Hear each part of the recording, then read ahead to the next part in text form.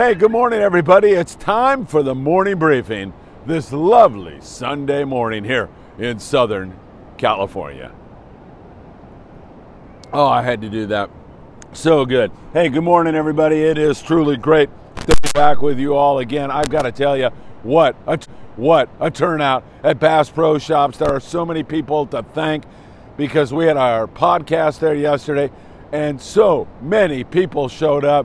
It was fantastic. First on the list of people to thank are you. Thank you so much for taking time out of your busy day. I'm not even going to start naming people because there's too many. I just want to give my deepest thanks, my gratitude to all of you who are helping the channel to grow and grow and grow. You showed up there on Saturday at Bass Pro Shops. It was an extraordinary podcast because we had such great guests. I want to thank all the guests. I want to thank Bass Pro Shops, Kathy, Bob Miner, everybody who made that all come together. It was a fabulous day. And our sponsors, Opson, Daiwa, 22nd Street Landing, to name just a few, came through with such great gifts for everybody out there. Great raffle, a great, awesome podcast thanks to our guests, and just a chance for me to get out there, meet you, say thank you to you, and I mean that from the bottom of my heart. You are helping us to achieve almost 1 million views now, 5,000 subscribers. We're getting close.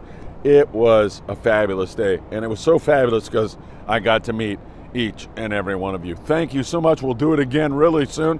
Kathy was already talking to me about it. We're going to do another one probably in January, so I'll keep you informed with regard to all that, and I can't thank you all enough. All right, it's time to move into uncharted waters. We're going to move into these crazy, well, who knows what lies ahead. But before I do, David Rosenthal, I just fished with him. He was on board the Amigo on our 2-day trip. I don't know about you, but after I fished with David Rosenthal, I didn't get enough. His infectious laugh, he's such a nice guy. Anyway, he was out at Castaic Lake yesterday, had some fun fishing for stripers and largemouth bass, sent along a couple of photos. Anytime I could see David catching fish, I can hear that laugh, I can feel the friendship, and it's always good to see him. So there you are.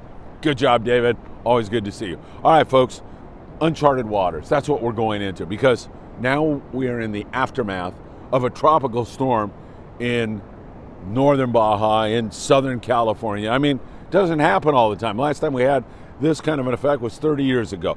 And before that, of course, you all know, we've had this incredible Dorado fishing, this warm water, and just as many Dorado, you can almost walk on the things. Anybody who's been out has seen it firsthand. It's incredible how many Dorado are actually in the water. It's got to be, I don't know, I don't want to say millions, but it's got to be, especially if you look at the entirety of fish from SoCal south to Costa Rica and beyond.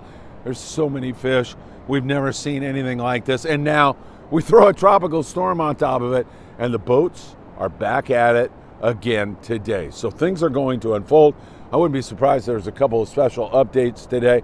It's going to get crazy. So we again will turn our attention to south of the border. And first of all, mention there was a lot of devastation created by Hurricane K, later Tropical Storm K, and of course our relief efforts to Mexico and our brothers and sisters south of the border are continuing. We will continue our work and sending goods, money, all kinds of stuff down there. We're going to focus a lot on Cedros Island, I think, because the devastation there was substantial. So we'll be watching all that very closely. I want you to know that with your help, we're able to do all of that. All right, down there in the Ensenada area, Pongeros are going to get back out again and start looking around. The kelps have been loaded down there with Dorado. We haven't seen all that much yellowtail, but we've seen more marlin. Will we see more? Will we see wahoo? Will we see warm water marlin? I mean, warmer water, blue marlin, black marlin. Love to feed on Dorado.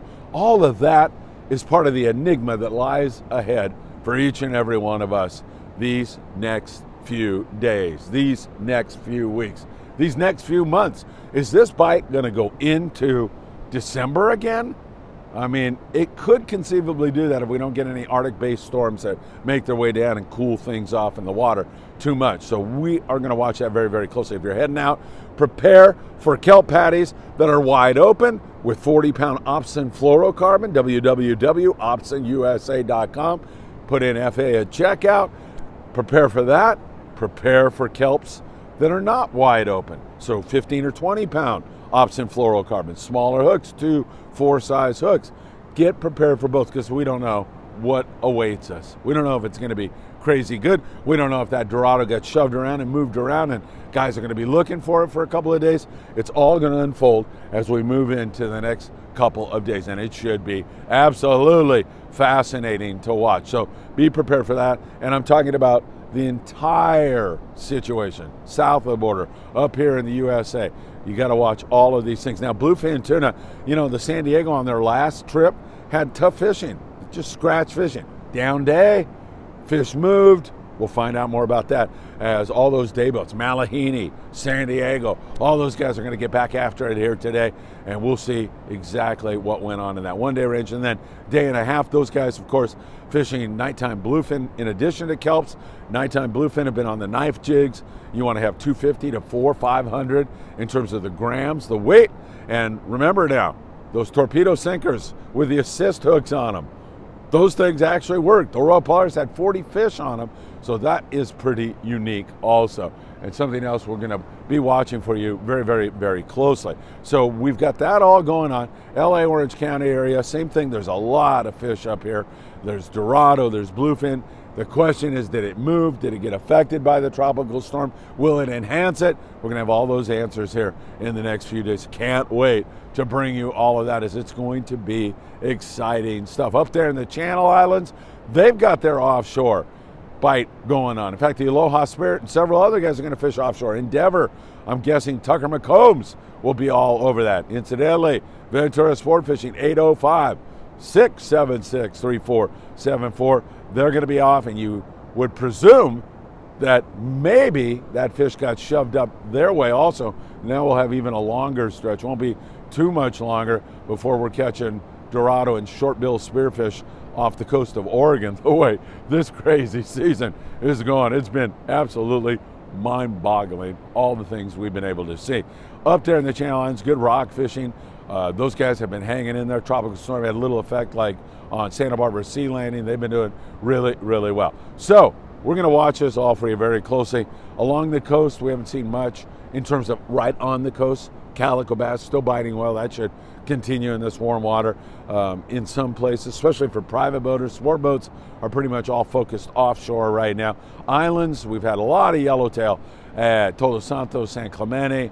Catalina remains slow the last time we looked at that. And then up there in the Channel Islands, good rock fishing. They're offshore, catching some of that crazy stuff up there also. Remember, lobster season is coming up, opens October 1st. Steve Oropesa from Friedman Adventures did a beautiful, informative podcast a while back, but I put it up here recently. You can search that, Steve Oropesa, in our archive, or just look on our Facebook page. You should do that. A little bit of openings on our trips coming up. Our September Pride trip sold out. October has a few spots available for you. If you want to join us, go in our show description today and you can take a look at some trips that you can join us on. All right, hey, I'm feeling just a sprinkle or two, a little bit, and it's welcome, let me tell you. It really feels nice.